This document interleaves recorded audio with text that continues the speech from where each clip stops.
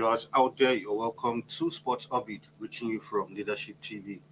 My name is Afa Acho, and on today's edition of the program, we start straight from the NPFL, the Nigerian Professional Football League, started yesterday, and it was victory for Bendel Insurance, who made a return to the league after being away for 3 seasons. And in the first game match, week one of the new season in the abridged format, it was Bendel Insurance who had the upper hand against Akwa United yesterday at the Godswill International Stadium in Uyo. Bendel Insurance recorded a shocking 2-0 away victory against former champions Akwa United in the opening game of the 2022-2023 season. The game was Bendel Insurance first in the Nigerian top flight in over 3 years. It was also the first time Insurance have scored 2 goals in an NPFL game since they last lost 3-2 to Zamfara United in October 2007. Imade Osen Kenkoe put the visitors ahead 7 minutes before the break after he was set up by Divine Wachuku. Ismail Sarki tucked in from the corner 4 minutes before the break. The remaining match day one fixtures will be played next weekend. So for Bendel Insurance, it has been a happy return to the NPFL, having been away, like I said earlier, for 3 years, winning away to Akwa United, who are former champions. It was actually a shock victory. A lot of analysts did not see that coming, but for Bendel Insurance, looks like they mean business this time around on their return to the NPFL. Away from that now to some other football matters where the Flying Eagles coach Das Ladan Boso has invited 35 players to resume camping in Abuja today as preparations for this year's African Under-22 Cup of Nations begins in earnest. Goalkeeper Nathaniel Nwosu, who is also number one choice for the Olympic Eagles, is at the top of the roster alongside midfielder Daniel Daga and forward Promise Bernard. Training sessions commenced today as Boso looks to pick his final squad for the tournament that also serves as the qualifying tournament for this year's FIFA Under-20 World Cup finals in Indonesia. There are also goalkeeper Chijoke and Nigoso, defenders Benjamin Frederick, Nathaniel Tambe and Hassan Shaibu, midfielders Ibrahim Yahya and Mohamed Aminu, as well as forward Adams Olalekon and Ayuba Francis. Seven-time champions Nigeria will do battle with host nation Egypt, Senegal, and Mozambique in Group A of the 12-nation tournament taking place in the cities of Cairo, Alexandria, and Ismaila from the 19th of February to the 11th of March 2023. All four semi-finalists at the championship will fly Africa's flag at this year's FIFA Under-20 World Cup. Uganda, Central African Republic, South Sudan, and Congo are in Group B, while the Gambia, Tunisia, Benin Republic, and Zambia will slot it out in Group C. Now, quickly, let's take a look at a rundown of all the players who have been invited in camp. For goalkeepers, we have Nathaniel Nwosu from Water FC, Chijoke Anigoso from Giant Brillas, Sahid Akombi from Adoration FC, and John Otumbulon from Mavlun FC. For the defenders, we have Benjamin Frederick of National United, Adedoyin Odole, 36 Lions, Daniel Bami, Yum Yum FC, Femi Abubakar from Madiba FC. Others are Nathaniel Tambe, Box to Box FC, Solomon Agbalaka, Broad City, Aminu Yusuf of Lobby Stars, Hassan Shaibu of Smart City, and Augustine Njoku of Abia Warriors.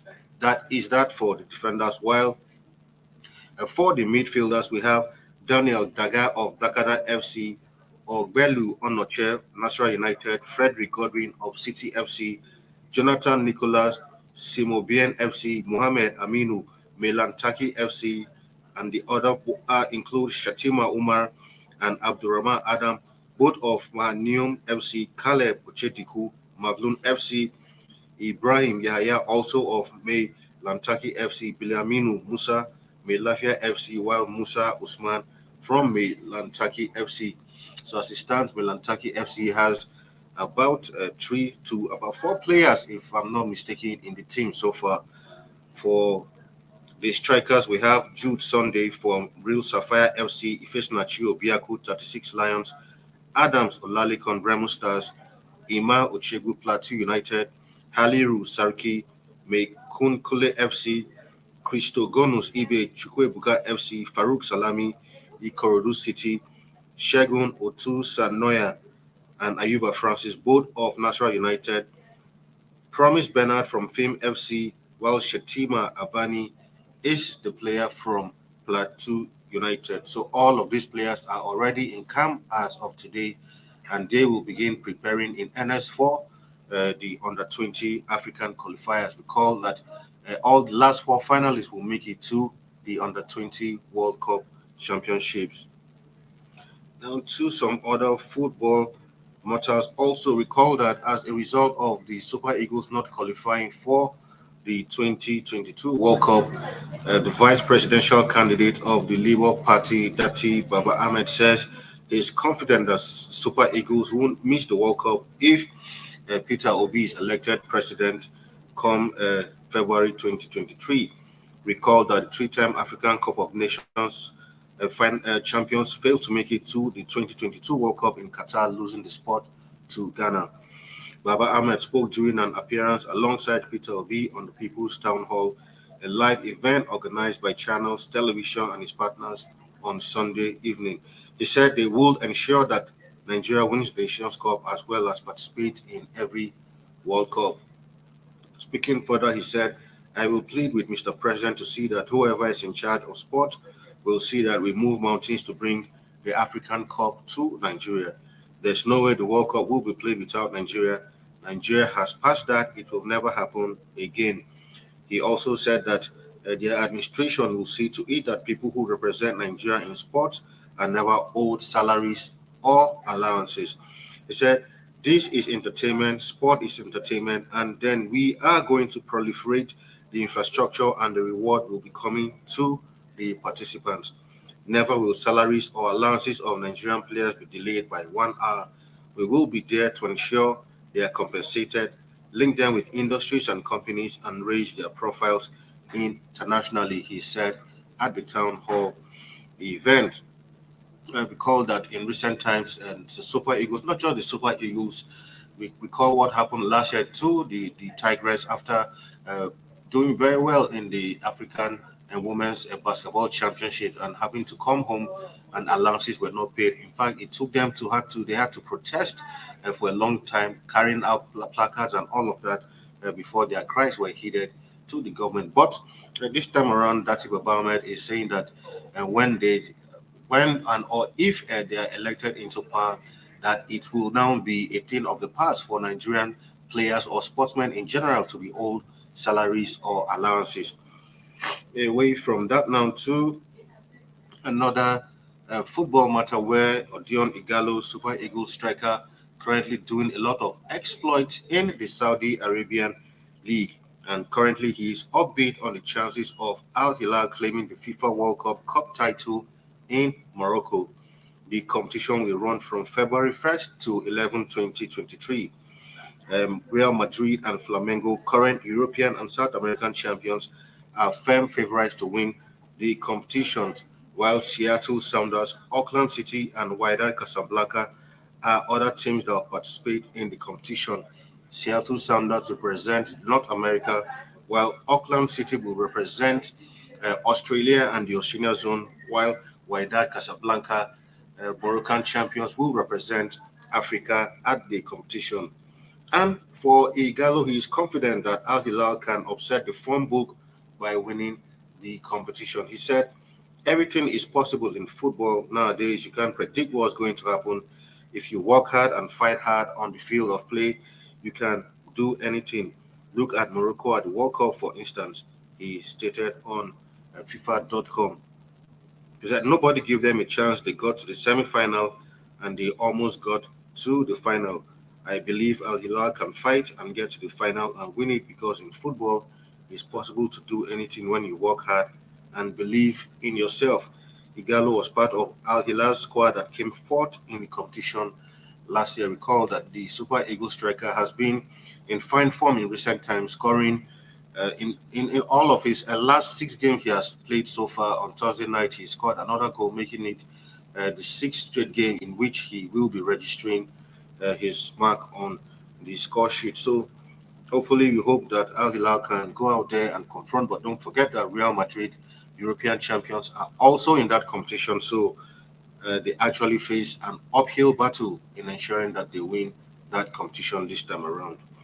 Now, to some other news involving also a Super Eagles player this time around, Everton's Alex Iwobi. It has been revealed that Alex Iwobi will be sidelined for around 3 weeks with an ankle ligament injury. The Toffees disclosed this in a statement released on Sunday.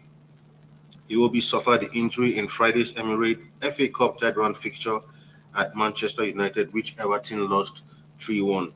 The former Arsenal man twisted his ankle following a challenge by United's Tyrell Malacia and had to be stretchered off. The statement from Everton read, Alex Iwobi is expected to be out for about 3 weeks with the ankle ligament injury sustained against Manchester United on Friday. The Everton midfielder was taken off on a stretcher early in the second half of the FA Cup tie at Old Trafford. Scan results confirm a lateral ligament injury that will be managed conservatively by the club's medical team at Finch Farm. Well, difficult one, but thankfully the injury is not as severe as it was feared initially. Recall that that challenge on Malaysia was a very, very serious challenge, and after that challenge, the player was actually in tears, thinking that it was going to be a very serious injury. But scans have showed that he is going to be out for only 3 weeks, and it's surprising that due to that, after that severe challenge, Malaysia was not even booked when a lot of people expected that there should have been a red card offense, but they got away with that. We can only hope that it will be recovered speedily. Recall that Nigeria will be in action in another 2 months' time for the African Cup of Nations qualifiers coming up. And for many Nigerians, Iwobi has been an integral part of the Everton setup since Frank Lampard took charge, and he's been doing very well. Also, he will be needed for the Super Eagles as they resume to competitive football in March, beginning from the qualifiers for the Nations Cup. Well, at this point, we'll go on a quick break and then we'll come back. Sport Orbit continues. Don't go nowhere.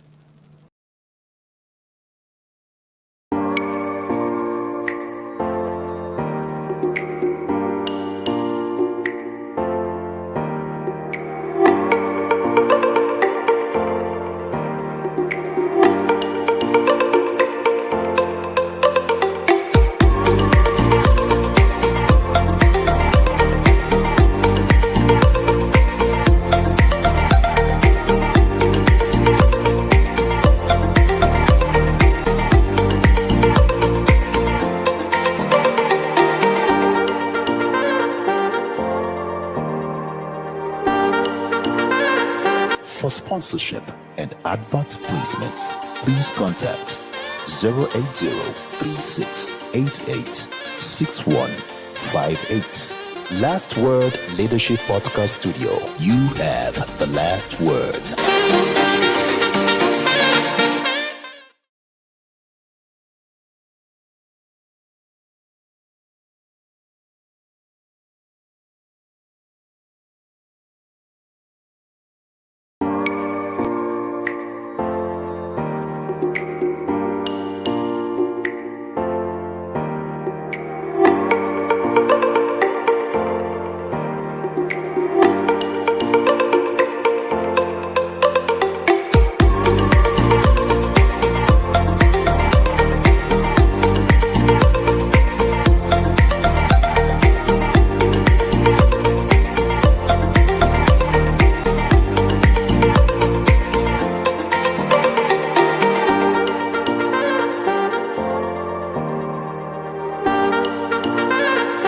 For sponsorship and advert placements, please contact 080-3688-6158. Last Word Leadership Podcast Studio. You have the last word.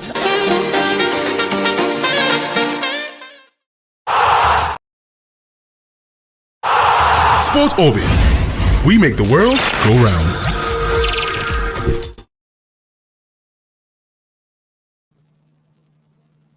All right, welcome back from that break. You're still on to Sports Orbit.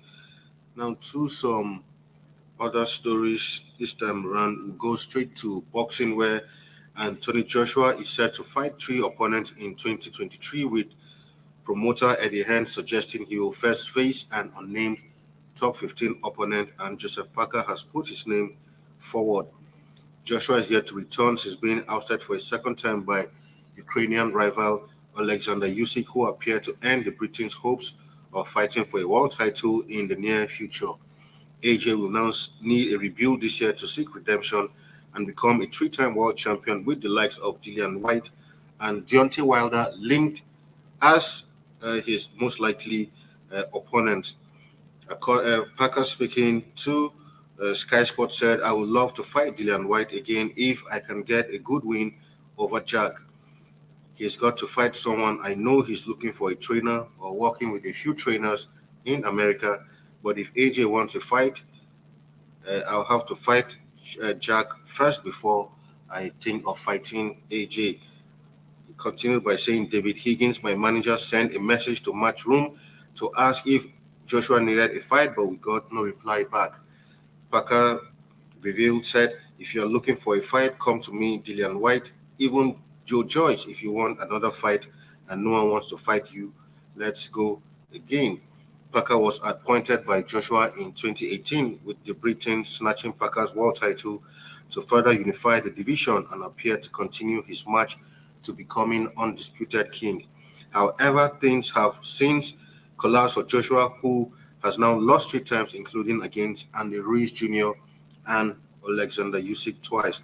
Joshua is currently searching for a new trainer on U.S. soil and is yet to confirm his comeback fight with an announcement expected in coming days. Hearn has suggested that Joshua will look to build up to a mega fight at the end of the year, which could be either Tyson Fury or Wilder. Now to some other football matters, this time the Belgian league where Super Eagles striker Paul Onuachu took his goal tally in the this season's Belgian Jupiler League to 14 after scoring in Genk 3-1 home win against Club Brugge on Sunday. The wins means Genk are 10 points clear of second place Union Saint-Gilloise in the league table after 19 games. Onuachu maintains leadership in the top scorers chart following his latest strike in Sunday's fixture. Prior to the game against Club Brugge, Onuachu had failed to score in Genk's last two games. Club Brugge Nigerian midfielder Raphael Onyedika was not in action, while Serassor made his debut for Genk coming on in the 88th minute. Hans Vanaken gave Club Brugge the lead in the 21st minute, but Carlos Cuesta equalized for Genk on 25 minutes. Onuachu then put the home side 2-1 again in the 67th minute off an assist from Ghana's Joseph Pansil. With 15 minutes left, Club Brugge were reduced to 10 men after Abakasilia was sent off for a second bookable offense. Genk capitalized in the man advantage and went 3-1 up through Brian Heynan with 9 minutes to play. So congratulations to Paul Onuachu. Has continued from where he left off last season. He's been in fine form, 14 goals for him this season. It's only hope that the new Super Eagles coach, Jose Pesero, will take a second look at Onuachu as whenever he's been inviting players that will, take on their next opponents whenever the Super Eagles are ready for action. Now, to some tennis news talking about the Australian Open, where two-time Australian Open champion Naomi Osaka has become the latest star to pull out of the opening Grand Slam of the year on Sunday, leaving the tournament deprived of some of the game's biggest names in the game. No reason was given for the player's withdrawal, with organizers Tennis Australia tweeting, "We will miss her at AO 2023. Ukrainian Diana Yastremska was promoted to the main draw at Melbourne Park in her absence. Osaka has not played a competitive match since September, and reports last week said that despite being on the official entry list, Tennis Australia were having trouble verifying her whereabouts. Her no-show was another blow for the tournament, which will start on the 16th of January after U.S. Open champion and world number one Carlos Alcaraz withdrew on Friday with a right leg problem. Veteran American tennis star Venus Williams will also be missing after picking up an injury. So for the Australian Open, a lot of top stars withdrawing for one reason or the other. For Venus Williams, it was due to injury, but for Naomi Osaka, no reason has been given yet for withdrawal from the Australian Open. But recall that she also missed some competitions last year, owing it to some mental breakdown she had during the French Open. Well, in spite of these misses, we still anticipate that the Australian Open, as always, will be an interesting competition this time around. The likes of Novak Djokovic will be gunning for his 22nd title, and the likes of Rafael Nadal also will be in the mix also. Now, away from that, before we leave the studio, now we'll talk about some FA Cup matches. Yesterday, some matches went down in the FA Cup. Notably, it was Chelsea who were up against Man City for the second time in 3 days, and this time around, it wasn't a good outing for Chelsea at the Etihad as they were thrashed 4-0 by Man City in that one. And with that, Chelsea are now out of the FA Cup completely. Don't recall that just only some days earlier in the league, Man City had beaten Chelsea 1-0 at Stamford Bridge. But from that result, a lot of fans had hoped that Chelsea were going to put up a solid performance, but it was not to be, as this time around they went 4 goals down to Man City at the Etihad. One other match will be going down in the FA Cup today. That will be Oxford versus Arsenal, and the winner of this match will take on Man City in the next round of fixtures in the FA Cup. So that match comes up much later, 8 p.m. Nigerian time, and here on Sports Orbit, we'll be keeping an eye on that one, and tomorrow hopefully we'll give you a complete review of that match and other sporting events as they go down. Well, viewers, with that, we call it a day on today's episode of the program. And not to worry, tomorrow we'll be back with another exciting and more interesting package of the show. Until then, do stay safe out there. My name is Afa Acho, and it's bye for now. Thank you for watching. For sponsorship and advert placements, please contact 080-3688-6158. Last Word Leadership Podcast Studio. You have the last word.